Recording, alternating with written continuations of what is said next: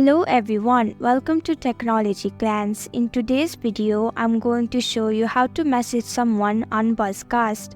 Make sure to watch the whole video to learn how. Let's begin. First, open up BuzzCast on your mobile device. Tap on the 3 icon at the bottom right of your screen.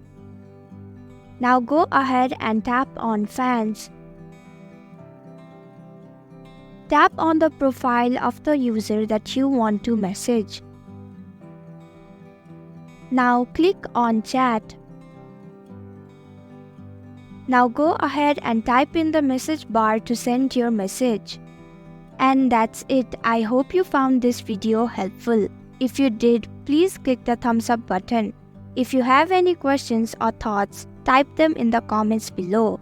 And don't forget to subscribe to our channel for more updates. Click the bell icon too so you'll know when we post a new video. We'll be back with another video soon. Thanks for watching.